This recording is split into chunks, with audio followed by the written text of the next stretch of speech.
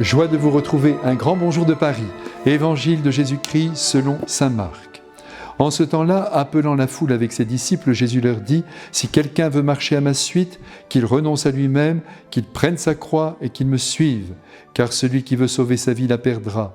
Mais celui qui perdra sa vie à cause de moi et de l'Évangile la sauvera. Quel avantage en effet un homme a-t-il à gagner le monde entier si c'est au prix de sa vie ? Que pourrait-il donner en échange de sa vie ?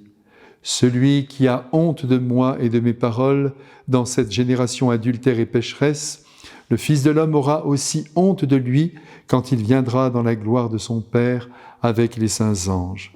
Et il leur disait, « Amen, je vous le dis, parmi ceux qui sont ici, certains ne connaîtront pas la mort avant d'avoir vu le règne de Dieu venu avec puissance. » Mes frères bien-aimés, mettons-nous bien d'accord sur un point. Jésus a l'intention aujourd'hui, alors qu'il est actuellement et pour toujours dans la gloire, de travailler à notre bonheur le plus terrestre et le plus éternel. Aussi, il nous indique le juste chemin à emprunter pour parvenir à une parfaite réalisation de nous-mêmes. Car ce qui compte ici-bas, c'est, pardonnez-moi ce verbe, d'utiliser toutes les ressources de notre humanité pour que celle-ci porte du fruit en nous et autour de nous. Aussi, quand tout le but de la vie se résume à vouloir une situation avantageuse au sein de la société, à augmenter son capital, en effet, Jésus a raison, on se perd. Oui, on se perd, on perd du temps avec de l'éphémère qui, en fin de vie, ne nous sera d'aucun secours. On a pris sa retraite, la profession n'a plus besoin de nous, on brillait socialement. Et boum, on est soudain poussé vers la sortie par les plus jeunes. Quant à l'argent, à l'accumulation des biens, ce n'est pas la peine que j'insiste, mais je le redis quand même, on perd un temps fou à faire des plans sur la comète, on comptabilise son fric, et pour en engranger le plus possible, on se prive même de bonnes et saintes choses. Et c'est ainsi qu'on peut y laisser la santé, comme ce garçon de 35 ans qui vivait à 100 à l'heure pour être bien vu dans son entreprise, prenant tous les soirs des cours de langue pour pouvoir s'en aller démarcher au bout du monde, travaillant jusqu'à 15 heures par jour, buvant café sur café, jusqu'au jour où sa compagne le trouva dans le lit, mort à côté d'elle. À quoi sert de gagner le monde entier si tu viens à perdre ton âme ? Et c'est avec l'âme, je vous le rappelle, et non avec le cerveau, que l'on aime.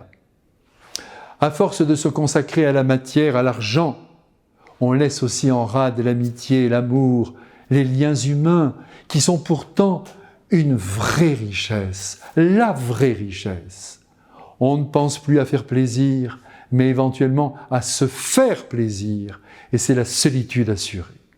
Et par-dessus le marché, on devient moche, on s'abîme, on se replie sur soi, on ne sert plus en priorité cette puissance de bonté qui constitue pourtant la noblesse de la personne humaine. Et en plus, on vit dans la peur de se voir un jour dépossédé par un coup du sort, dépossédé de tout ce que l'on a accumulé. Aussi, il est important que l'on se demande assez souvent, vous comme moi, après quoi l'on court ? Quels sont les buts que nous poursuivons ?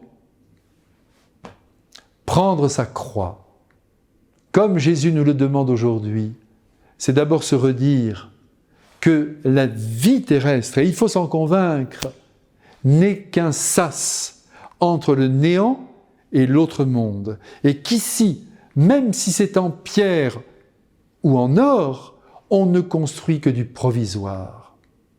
Ceci bien en place en nous, Jésus nous explique positivement que gagner sa vie, c'est vivre selon les lois consignées désormais dans l'Évangile. Il ne s'agit évidemment pas de vivre comme des clochards, sans un sou dans la poche, car Jésus, j'en suis sûr, veut que tout homme dispose d'un argent suffisant pour vivre dignement. Mais il faut être capable aussi de savoir inscrire dans notre vie les bonnes priorités, et en tête l'amour des siens, des proches et des lointains, le partage des biens que l'on possède, en faisant aussi l'effort de ne mépriser personne par la pensée. sans oublier de mettre en marche notre volonté de rendre heureux les autres. Et c'est par là, uniquement par là, qu'en boomerang, le bonheur reviendra vers nous. Que le Christ, lui qui ne s'est incarné que pour nous rendre heureux, pénètre nos esprits et nos cœurs et nous convertisse enfin à l'amour. Amen.